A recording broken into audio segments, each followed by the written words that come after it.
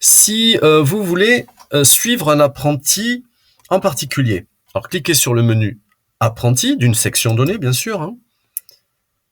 Voilà, et cliquez sur l'apprenti choisi, par exemple Laura, et vous pourrez l'évaluer en voyant comment elle s'est auto-évaluée. Alors, vous allez choisir, eh bien, une compétence, une activité. Alors, toujours analyser le dessin, le modèle ou la maquette, hein, par exemple. Cette fois-ci, vous êtes dans un apprenti particulier, donc voilà, vous allez pouvoir évaluer Laura en voyant comment elle-même s'est auto-évaluée. Bah là, pour le moment, elle n'a pas démarré son évaluation. Puis son tuteur non plus n'a pas démarré. Mais ici, on verrait s'ils ont dit que c'était acquis ou non acquis, comment ils ont évalué la chose. Vous, pour votre part, vous pouvez évaluer, par exemple, en cours d'acquisition.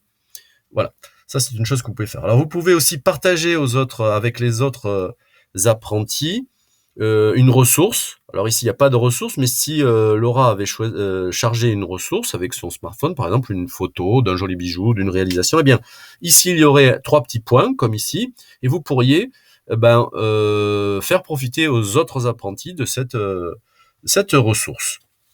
Voilà. Alors, vous pouvez discuter avec l'apprenti aussi, discuter avec l'apprenti et son tuteur ici dans commentaires. En fait, c'est une discussion. Vous pouvez insérer des commentaires, des messages, bien sûr, mais aussi des ressources qui sont sur votre ordinateur ou des liens, des photos, etc. Encore une fois. Et si vous insérez une ressource ici, eh bien cette ressource deviendra une ressource personnelle de l'apprenti. Là, c'est une façon d'affecter une ressource spécifique à un apprenti. Alors au passage, la case à cocher commentaire interne vous permet, si vous la cochez, de rendre le message que vous allez inscrire ici invisible pour l'apprenti. Alors c'est bien commode pour discuter en privé avec le tuteur, avec le chargé de relations d'entreprise aussi chez vous. Voilà, sans que l'apprenti ne voit ce que vous dites. Alors si vous êtes dans la partie ici, voilà, la partie donc du carnet de liaison où on va dire des échanges. Voilà, évaluation trimestrielle, hein, donc vous êtes ici dans le premier trimestre.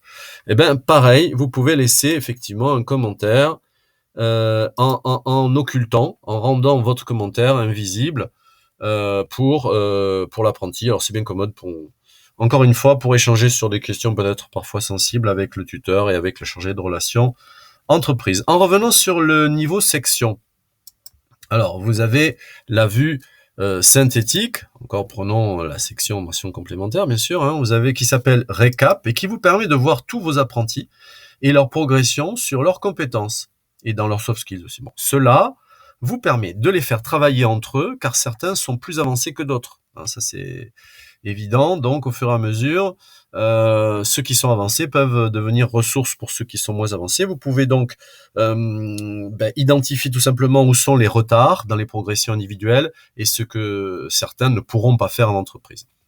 Alors si vous allez dans le journal de bord, puis dans le menu besoins imminents, vous voyez bien classés et triés tous les projets d'amélioration de nos apprentis. Alors ici, il n'y en a pas encore une fois, mais ils sont classés par avant que la date n'arrive d'échéance, on peut aider les apprentis à réaliser, à préparer ces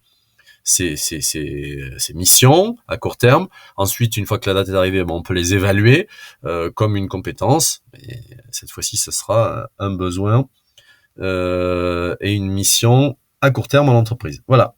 Donc, les améliorations, pour rappel, hein, ont été proposées spontanément par les apprentis ou demandées par leur tuteur.